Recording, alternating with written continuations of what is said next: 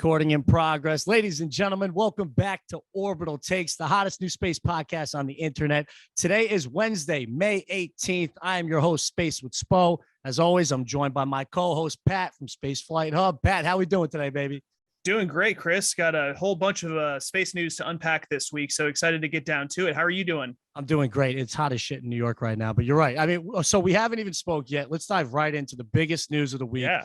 The first photo of a black hole at the center of our galaxy, Sagittarius A, has been snapped by the Event Horizon Telescope. This is massive news. I'm talking global news, probably the biggest news in humanity's history, if we can argue about it. I mean, what are your thoughts on this Event Horizon Telescope getting this image? Yeah, huge news. It made it into the mainstream news cycle, right? We don't see space topics like this very often get into the mainstream, but when they do, they blow up. And of course, like you, I'm sure all my friends or all your friends and family sent you this link, and it's cool to get for people to get excited, right? It is not too unexpected. The actual picture itself, it looks just like the simulations that the scientists have done. It looks pretty similar to the one in M87 that was released a few years ago. That being said, it's still the center of the Milky Way, something that is truly mind-blowing to think that we're able to capture an image of that. Yeah, and it's okay. So it's 4 million times the mass of our sun. It is. They call it Sag A star. So it's Sagittarius A star, because originally we thought it was a star. And now we are confirming this is a black hole at the center of our Milky Way. If you're looking at the image now and you look in the center of that image, that is the event horizon. That is literally where light goes to die. Space and time collapses on itself. You are looking at one of Einstein's theories come to life in reality. We are literally looking at a hole in our universe, Pat. Yeah. So a few minutes ago, you said that we thought it was a star, and that's exactly right. We thought it was a star because the region of the Milky Way there is so crowded with other stars and dust and intergalactic dust and all this other material there. And so we're only able to see something like that if we have something like the size of the Earth, hence the Event Horizon Telescope. I think it was back in over the holiday break, I watched an episode of Nova that followed the original Event Horizon team in the last days of Dr. Stephen Hawking, who was part of one of the teams. So they have all these, 12 or 15 teams around the world with these telescopes that all collect data, and then they send this data with hard drives to several places around the world, and they process that data. Yeah. And this is one of those teams that it followed. Truly fascinating to see behind the scenes and behind the curtain there, how it all gets done. But years and years, terabytes and terabytes. And that's why it took so long for us to see this. Yeah, one of the biggest group projects of all time, if you want to call it that. So if you guys didn't know, it's not one telescope, it's a network of telescopes spread out throughout the world. And the more telescopes that you have, the better image that you can get of this black hole, right? So we're actually creating more of these, but it's just funny, right? Because think about this. If you're working right now from home and, you have problems with emailing people in Los Angeles, or, you have any issues with any type of communication there, they literally have been collaborating throughout the entire world to get this image. And I thought it was insane to see that there is a hole in our universe, and we have it confirmed now. And it's a donut. Yeah. It's a donut. It's a glazed donut. Yeah. So we have it, both instances of galaxies that we have looked at have these. And of course, they theorize that, they being scientists and physicists, theorize that these black holes are at the center of most, if not all, galaxies. But yeah, so this is just one more set in the data.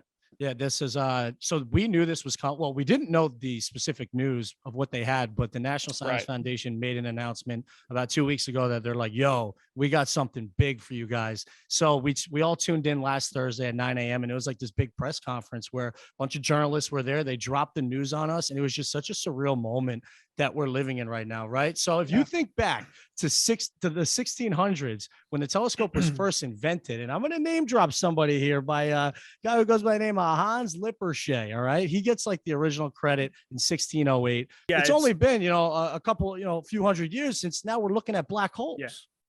Yeah, Galileo was another one who he was able to revolutionize astronomy because he looked up at Jupiter and Saturn and didn't see just a point of light, but that point of light had stripes on it.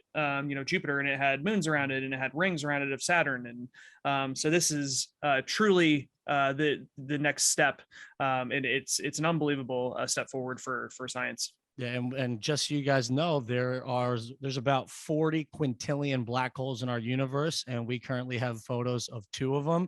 You know what's next, Pat? Video. We're gonna be getting movies of these things soon Yeah. because you add enough images together over time. What do you get? A video, right?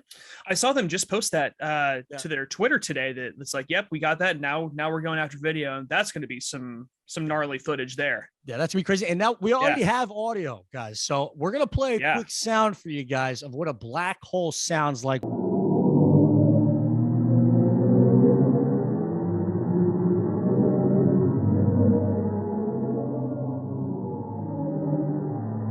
Wow. Yeah, that's nuts. Sometimes, reality is stranger than fiction, as they say. And that is a spooky sound there.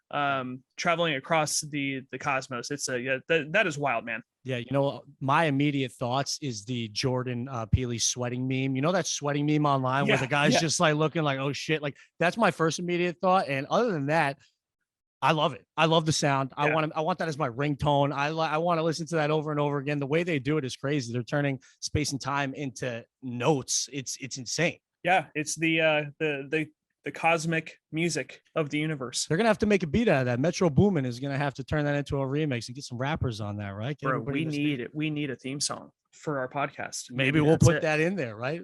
Yeah. Anybody who's good at mixing audio, drop us a DM and send us something, made a theme song made from that black hole sound. That'd be super cool. Make us a beat. All right, moving on here. Today, massive news has dropped. The first congressional hearing on UFOs in more than 50 years, also known as unidentified aerial phenomena now is the official title. And the testimony, so the guys that were there today is Undersecretary of Defense, Intelligence and Security Ronald Moultrie and Deputy Director of Naval Intelligence Scott Bray. And these guys got killed today in Congress. I mean, they were basically put out there on a pedestal and everybody was asking them questions that we want the answers to. Of course, they deflected as much as they could. But the main things from this hearing today is that the Pentagon does want to destigmatize the UAPs out there, right? They don't want people thinking that you're crazy for seeing a UFO anymore. And that's huge. The other aspect of today that I think we learned is that they're still keeping a lot on the down low, and they couldn't share a lot of the videos with us because I think the sensors that we're using, we don't want our adversaries to see what technology we have. So it makes sense why they're not showing the good shit. But they did drop one video of a Navy pilot who had this sphere outside his window and it jets across the front of his plane. It was hilarious because in the hearing, they were trying to stop the UFO on the screen so everybody could see it. So they're like, all right, can you go forward a little bit? Can you go back a little bit? And they were using this Dell computer probably from like 2013. And it was so funny. Twitter was going wild. And they're like, this UFO was traveling so fast. They literally could not catch it on the camera. So if like you're thinking, it's hard to understand what these things are. I agree. And I believe in that. And I think that ultimately they don't know what these things are. I mean, the data has increased. I know that since the UAP database has been formed, they now have around 400 encounters. That's up 250 from when it was established in 2021. So progress is being made. Yeah. What are your thoughts on this? I'm really excited. Yeah. Well, I mean, you're the UFO hype man, as part of our team here, the disclosure team. Yep. I'm a fan of, Mr. Bob Lazar. I've got a signed sketch of his sport mode or sport model, whatever that is from the Netflix thing. But yeah, man, this just think about that. There was a congressional hearing on UFOs. Yeah. Like if you had said that 5 years ago, that would not even be possibly entertained, and it's wild. And yeah, there's just so much data that you can't possibly ignore it now. No, you can't possibly ignore it. I had a buddy text me that was actually upset about the hearing. He was like, this is typical Congress bullshit. I didn't look at it like that. I wasn't going to be upset again like I was with the UFO report when it came out, because I was hoping that they were going to be like aliens, aliens, aliens. And we didn't get that. And I was kind of crushed. So now I kind of have a different mindset going into it. The fact that there was a Congress meeting today with a bunch of guys in suits that have the keys to this country, that's all I need. No, we're good. We're here. We are right there. We are on the cusp of figuring out what these things are, if we're even ready to. My orbital take here is that we're not ready to understand what these things are yet. I think unidentified aerial phenomena is an answer that we are not ready for, but we might find out in our life, hopefully. Yeah, I agree. We're not ready for it, because it's either some super intelligent life that form, that is way more advanced than us, and that's mind blowing, or that means, Putin and Xi Jinping have some crazy technology that could whoop our ass, and that's not good either. So yeah, it's all bad. They did speak about putting them into the 5 categories, and obviously the other category would be where aliens would fall under. So they're not completely ruling it out. And one of the other biggest parts of today that I thought really stuck out is when one guy asked, have we attempted to communicate with any of these UFOs? And Scott Bray took a really long pause, and he was like, what? No. And I don't believe that. I don't believe that for a second. I don't believe that for a second. There was like there was a really long pause there, and I'll see if I can put it in now. And have we attempted to communicate with those objects? No. Yeah, so there you have it. I mean, the not UFO fooling anybody, Scott. Yeah, you're not fooling anybody, Scott, especially Orbital Takes crew. And yeah, the whole time when I was watching this, I was just thinking of that TikTok, don't be suspicious. Don't be suspicious, right? And like these guys are trying to keep it straight faced the whole time. Anyway, there you have it. The UAP task force is on it. Okay, yeah, that makes me feel like, shit's getting done, right? I mean, we'll see what happens with it. Yeah. I believe it. You believe it? Yeah, I mean, I when I was a kid, I don't know what I saw, but I saw something that it's like, man, like, I don't know how that's moving. Like, it doesn't seem like that's real. So, that was in my childhood and so far in the past, but these crazy things, clearly people see them all the time. And so it's about damn time that we're lending some actual resources to figure the shit out. Yeah. And piggybacking off of that, kind of sticking with some of these topics that are further out there in the universe, actually kind of close to home, if you want to put it that way. The another viral story is the door on Mars. There was a rock structure that went viral on the internet. The NASA Curiosity rover snapped this photo on May 7th of this year, and the internet's blowing up with it. People think it's a doorway on Mars. It's not a door on Mars, Pat. It is not a door on Mars. Whoever is in control of the New York Post tech and science section, I want to challenge you to a boxing match. No, I really do. I want to fight you in a ring, because what they do is they scare everybody. Asteroids are coming. There's a door on Mars. And then in the first line, you literally read, it's a foot tall. What are we talking about here, Pat? Yeah, so my orbital take is like, this is nothing new. We saw a couple of months ago, the Chinese U-2 rover saw a hut on Mars and ended up being the size of a pebble. Yeah. Some crazy shit like that. So there's a face on Mars that we've seen, yeah, we want to believe it. Yeah, and that's fine. That's fine if people want to believe it, but like, come on, just use an ounce of common sense. This is another one of those topics that gets out into the mainstream, and it generally is good to create buzz for our passion of space exploration. So that's fine. But yeah, to get the crazies involved and saying it's a doorway, yeah. If you guys do want more of a explanation, it is a space in between 2 fractures in a rock on Mars. It's as simple as that. Get over it. All right. Delete the New York Post app. Just kidding. I actually like the New York Post. All right. No, so we'll talk about that. But all right, moving on here. We have the first lunar eclipse of 2022. This was great. I mean, I don't know about your social media, but I had a ton of friends out there. Oh, yeah. That were snapping photos of the blood moon. I personally have a close relation to the moon. I'll tell a story there in a minute, but the real story here is Neil deGrasse Tyson's tweet. Yeah. So we'll pull it up on the screen here. He goes, lunar eclipses occur on average every 2 or 3 years and are visible to billions of people all around the world who can see the moon when it happens. So contrary to what you may have been told, lunar eclipses are not rare. This sent space Twitter into a frenzy. Every astrophotographer pretty much on the face of the planet fired back, defending the blood moon, defending astrophotography. What are your thoughts immediately on that? One of my favorite roasts of him was Wendy's. Wendy's is known for roasting people, and said, replied, "Sir, this is a Wendy's." I saw Like, that. Yeah. like, get off your soapbox, bro. Like, Yeah. so I've seen Neil deGrasse Tyson speak in person. I attended one of his lectures, and he is so inspiring, right? He gets you pumped up and ready to run through a wall. I cannot believe he said this on Twitter. I really can't believe it. Yeah. People who don't generally care about space thought this is amazing, and you're talking shit on it. Like, I don't understand it. I really don't. I had so many of my friends say the same thing. Oh my God, that was so amazing. I assume you went out and saw it, and yeah, we could see it great here. And it's one of those things that I just don't get why you need to put a wet towel or a wet blanket on this topic, man. Yeah, he absolutely dunked on everybody there. Yeah. And I'll tell you what, Pat, I would agree with him if it was cloudy in New York and I couldn't see it too. Like if I couldn't see it, I'd be like, yeah, like what do people really care about? You know what I mean? Because I'd be jealous. But I didn't get a chance to see it in New York. But like if I can't see it any specific year, I'll take Neil's side. But for now, like he's the director of the Hayden Planetarium in New York City. Huge. He's very into STEM education. Why would you say, oh, some cool phenomenon that gets everyone excited? Yeah, not really that cool. Tell all your science buddies that, let's keep it off the Twitter where people follow you to be inspired. And you're like, nah, not that cool. I have a personal, very special connection to the blood moon. When I was younger, I'll tell you a quick story here. Yeah. Me and my cousins were on the beach in Long Beach Island. And one of the first nights I ever had like a Corona and like had beers on the beach, the moon was red. It was a blood moon randomly, right? Just a random occurrence.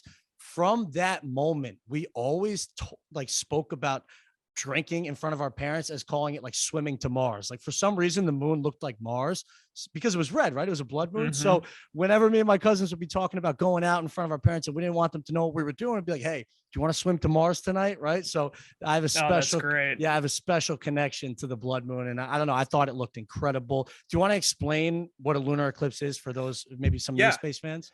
Yeah, so when a lunar eclipse happens, basically the Earth is directly in between the sun and the moon. So what's going around the Earth is the red wavelength of light, right? So that's why it turns red there. So what you're seeing is the shadow of the Earth, but creeping around the corner of the Earth there is the red wavelength of light, which turns it the moon red-ish for a few minutes there. So again, it's a super cool thing in nature, and I don't get why we have to talk shit on it. Yeah, we don't know. We're not talking shit here. And I don't get why Neil deGrasse Tyson, who is supposed to inspire people, talk shit on it. I don't get it. I feel that. Well, hey guys, send us your if you have photos, send us your photos. We'll repost them on the Orbital Takes IG. Make sure you guys give us a follow there. Hey Pat, let's head into some spaceflight news. We got a big day this Thursday as Boeing Starliner huge people. Yeah, it's gonna fly its crucial OFT-2 test flight to the space station. Long last, finally. What are your immediate thoughts on that? Give me some orbital takes on Boeing. Yeah, so this is huge, guys. This is especially with Dmitry Rogozin, spouting off and talking shit on NASA and SpaceX and calling them, the American broomstick. And this is just another way of getting to space that doesn't involve Roscosmos. So we truly do need this capability to have a good secondary redundancy for Americans to get this to space. So we're not constantly relying on more Soyuz, which I don't think I'm not sure though NASA has purchased any Soyuz upcoming or not. We'll have to check on that, but assuming not, then we now have two ways of getting to space, right? We have the Dragon capsule and we have the Starliner capsule, assuming this all goes well. So if something goes wrong in Falcon land, if they discover some kind of systemic issue with that, we'll just shift to Boeing for the time being. And this is why you have two manufacturers anyway, because there is a problem with one. And so we have another one that can stand us up. This is huge. Back when in December, when they had to postpone this, there was a lot of rabble-rousing around saying, Boeing's getting all this government money again, Space Launch System behind schedule, Starliner behind schedule, yada, yada, yada. Now that everything, supposedly has been corrected, which I think, they just did the readiness test a few days ago, and it's rolled out to the pad now. spaceflight is hard. It's such a cliche thing to say, but a brand new vehicle like this needs to go through its paces. So yeah, man, this is exciting. I hope it goes well, because shortly after that, there will be a crewed flight, and then we'll just have, this regular cadence of taxis to the International Space Station. Yeah, it's exciting. And why don't we make a promise to ourselves right now, Pat, in front of our audience? Can we stop talking shit about Boeing Starliner? We've had our fun. Yeah. You know, we've dogged them over the past how many years? I mean, this started in 2014, the commercial crew program, right? Or at least they signed on in 2014. They haven't even put a crew on it. And think about how SpaceX has advanced and everything. Look, the only thing I will say about Boeing is just put a new image on your spaceship, make it not look like a flying washing machine. That's all I'm going to say. Other than that, I'm not going to talk shit. I want to see it successful. Like you said, we need 2 ships going up there, especially that SpaceX has said that they're going to slow down the Dragon production. I mean, now you want more Boeing Starliners. Yeah. Are they? So we have 4 crew Dragon capsules. Is that it? Are they doing one more? I think they might be doing one more, but they're slowing down that, and all their focus is on Starship now. Yeah. So that's it. So what if God forbid something happens to one of those Dragons? In processing or something like that, and they're down one. We need a fleet of Starliner capsules doing the same thing. This is the Boeing space team, that worked on Starliner had a lot of criticism, and some of it rightly so, but enough of the criticism now. Like, let's just get it up and get it going. I'm done making jokes. Like, no more talking shit. Exactly. No more talking shit. And my last one to take there is, guys, paint it yellow, bright yellow. You guys will have 10 times the amount of viewers that you're going to have on your live stream Boeing now. That's a good point. I could see you guys have maybe 10,000 right now. You paint it yellow, that's 25,000 bang right there. Speaking of SpaceX and all the success that they've been having, a massive video dropped online this week from Tim Dodd, the Everyday Astronaut. So shout out to the Everyday Astronaut. It's currently at 1 million views. It's a tour of Starbase in Texas with the one and only Elon Musk. It went viral immediately when it dropped. So, I mean, did you watch the whole thing? Yeah. I did. Yeah. Tim Dodd, we're doing kind of what Tim Dodd does to an extent. We don't have the connections Tim Dodd does, obviously. And I don't think anybody can do it better than Tim Dodd. So we're not trying to replace Tim Dodd or do anything like that. It gets real nerdy, real technical, which I love. But maybe a lot of our audience doesn't like that. They just want to know the 30,000 foot view of some of these topics. So that's where Orbital Takes comes in. It was so cool. I mean, they got real technical with some of that stuff. Some of that stuff was over my head, certainly, because I'm not a rocket He answered engineer. Everything too. I could. Yeah, he was very, very open. This is the second time Tim Dodd has done something like that with Elon. It's so cool to see that. And then you juxtapose that with somebody like Blue Origin, who we have not seen a piece of hardware yet. Yeah. Doors locked. Yeah. We've seen the Pathfinder, which is basically just a big shell, so they can figure out how to maneuver it. But otherwise, we've not seen anything from Blue Origin. So I really appreciate how SpaceX does things out in the open. So just to cover what was in the video, they talked about the Starship thruster, super heavy booster talk. We got some grin fin updates. They took us inside the high bay, and actually we got to see the Starship door. Basically SpaceX porn. Literally, it was actual porn. If you're Space a SpaceX porn. fan, it was incredible to see, and I love the transparency in there. And I also thought it was interesting to see like the lockers of the workers in there. It seems like they're just in there. I agree. Getting life interplanetary. Yeah. You have the state of the art like thing that's going to take us to Mars, and then you have this like set of lockers that looks like it could be from the 50s, or like the 6th grade where you put your photos in there. I'm pretty sure I had one of those exact lockers. But watching Elon Musk speak really teaches me sometimes I should think before I speak, because he takes really long breaks. He'll and it's almost like it's uncomfortable pause, and I read this in his his biography by Ashley Vance. Read it if you haven't already. It goes deep dive into Elon world, but he will almost like uncomfortable amount of time like to think about, to process, because you can just see the gears turning. So yes, I gotta think before I speak sometimes. That's one of the crazy things. Okay, so I'm gonna get a little technical here. So one of the things that he was saying Starship does, this is an update from the last time. So the ullage. So he talks about ullage several times when he's talking about the Starship thrusters. Ullage is like the gas in between the liquid gas and then the top of the tank. Okay, so you have your liquid hydrogen. So you have your big hydrogen tank. It's filled from the bottom up, let's say 3/4 of the way with liquid hydrogen, and then that last quarter of the way is air or gas, and that air or gas is normally just vented away. However, Starship uses that for little maneuvers while in orbit. So they're almost like recycling something that is normally just vented out in space. Like, no, let's use that to make little corrections here and there. It's not able to do a ton, but it's like, hey, I just need to, point down just a little bit, let's use some of that ullage gas to be able to do that. So that's the first of its kind of capability. How much credit do you think goes to Elon for that versus the engineers that he hires?